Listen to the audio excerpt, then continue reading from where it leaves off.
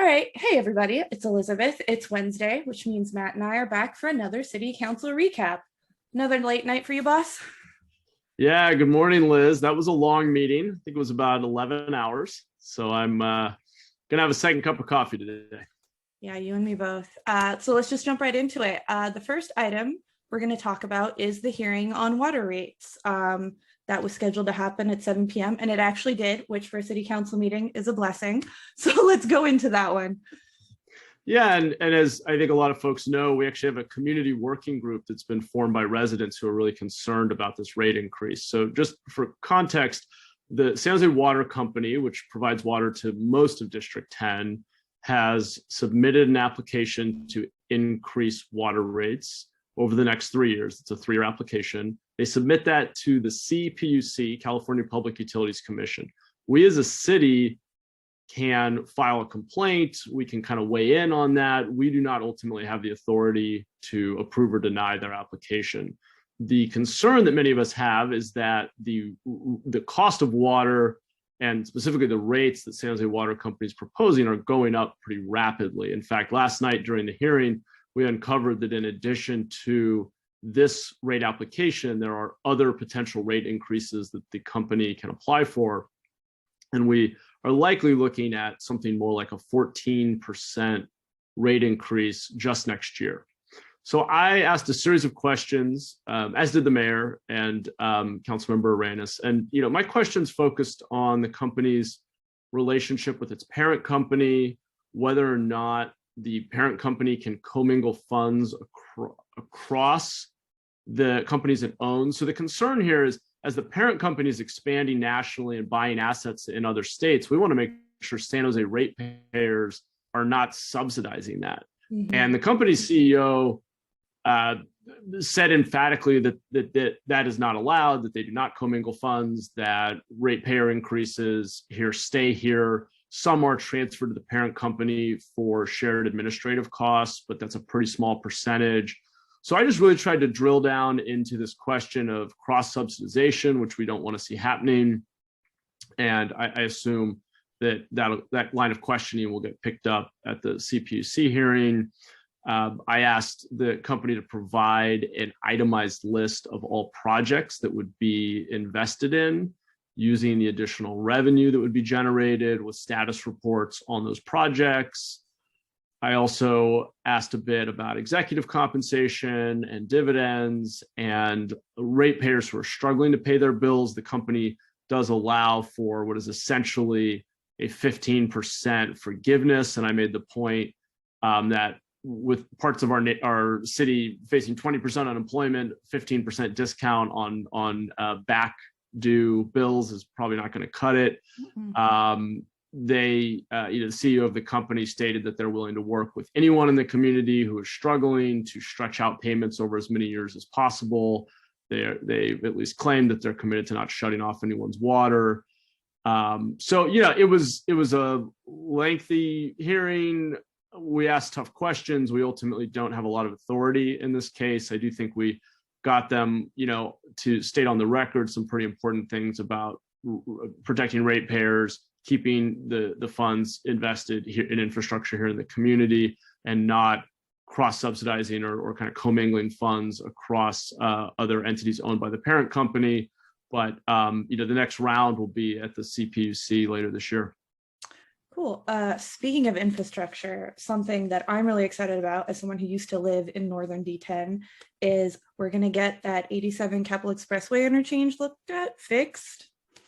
Yeah, so the council authorized the city manager to enter into an agreement with VTA, so the Valley Transit Authority, to upgrade the interchange at Capitol Expressway and 87. So anyone who takes 87 north regularly or lives near Capitol Expressway knows that interchange is really funky. It actually has nightmare. Yeah, it has an Arvez, which is a city surface road, mm-hmm. actually as the part mm-hmm. of the on-ramp to the highway, which is very unusual. Normally you would have a local road meet up with a larger road for an interchange of that size. And actually on the other side of the freeway, the interchange is much more sensibly laid out.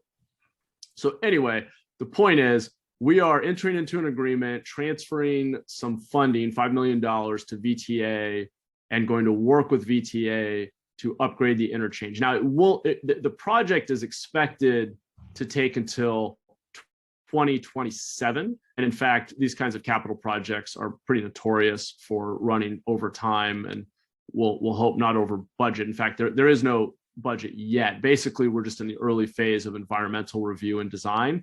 Main point I made last night to city staff is that the community there in the northern part of our district is heavily impacted by that interchange. I think we want to see improvements, but we want the community to be kept informed through community meetings along the way so that there are no surprises. So this is going to take a long time to sort out, but I just think it's really important that city staff and VTA are coming out to the community, flyering, holding meetings, and keeping people informed on what's going on.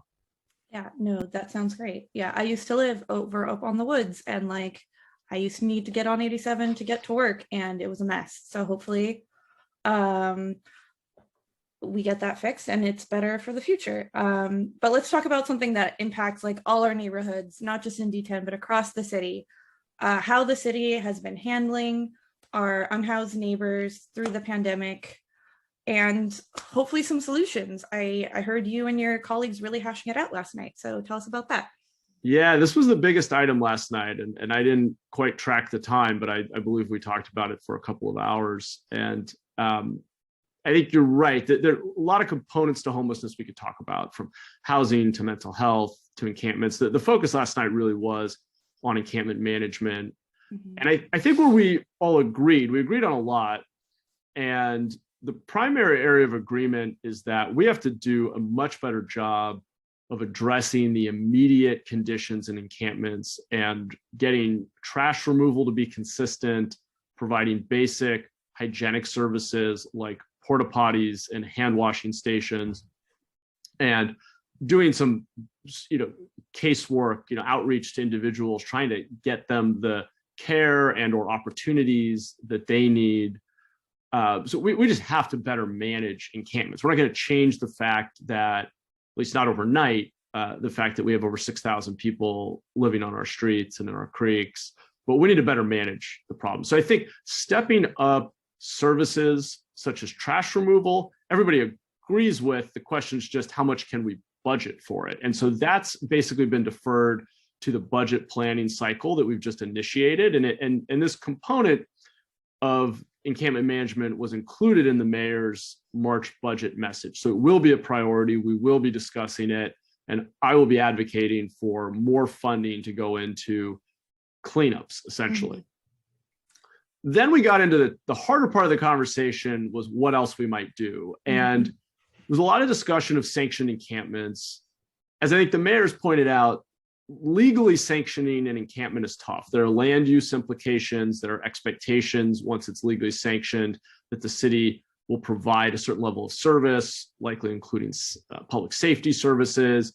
We're starting to tell people, okay, here's where you can camp. And then, of course, does the surrounding community support that location? So there's so many challenges with officially sanctioning an encampment. And as I've stated, if we find the right location, if the county wants to partner with us on service delivery, if we can work out the legal, I'm very open to it as an experiment. I'm not convinced it's very scalable, frankly. We already have 7,000 people living on the streets. Starting to organize that into sanctioned encampments without finding a really big plot of land, such as the county fairgrounds, which I know our county supervisors are at least do not appear to be open to using. I mean, I think that's a tough approach, certainly open to piloting it. What I've argued for that did move forward last night in the recommendations we sent to staff is kind of approaching it from the other end, which is creating setbacks around sensitive spaces. So schools, creeks, homes, and even if they're very modest setbacks, even if they're only 50 feet, 100 feet, starting to constrain the areas where encampments can exist so that for the city trying to manage them and deliver services to the encampments where they do exist, there are fewer areas that they need to worry about servicing, and there's less impact on the rest of the community. And so I think staff's going to study this and come back with a proposal. A lot of what we talked about was testing a setback strategy around schools, maybe not all schools, maybe just schools in one school district, and seeing how it works, seeing if starting to demarcate space and require encampments to be set back a certain number of feet is an improvement for the community. And maybe, I think it could give us some efficiencies or improvements in terms of service delivery as well. It doesn't officially sanction an area and say, okay, you camp here and here's our commitment around this encampment. Mm-hmm. It goes the other direction, says, well, you can't be here, but since you're going to be in all these other places, that's where we can concentrate our other management strategies, such as outreach and cleanups. And so that's, I think, a more pragmatic way of approaching it. City staff had a presentation that I think we can probably link to, mm-hmm. that showed some maps. And, obviously, if you take setbacks to an extreme, they don't work. There's nowhere to put an encampment.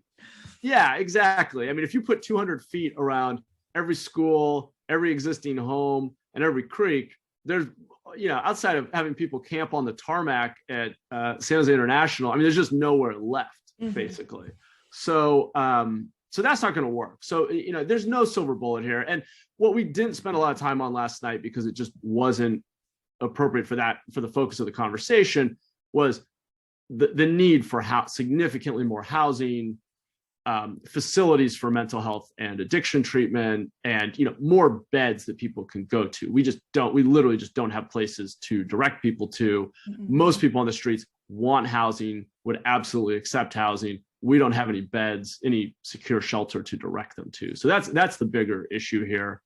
But that, I think, we'll have to save for another day. I'm sure we're getting a little long on time here. Was there anything else at the meeting that you thought was interesting or worth highlighting for? I thought I'm kind of a nerd for this stuff. That's why I work for you. But the whole section about what the state legislature is working on, and how the city is supporting that, I thought that was really interesting. So if you could touch on that real quick. Yeah, just really quickly, we have an intergovernmental relations team that basically does advocacy and lobbying on behalf of the city and its residents. So obviously there are really important decisions being made in Washington and Sacramento, and we have a small but mighty team that tracks the relevant legislation at other levels of government and then advocates on behalf of the city. And so we went through the list of priorities they have. The focus was really on stimulus funds, primarily from the federal government. There are also state stimulus funds, making sure San Jose gets its fair share of those funds, and that we're applying for monies where they're available, that sort of thing. So that was really the emphasis.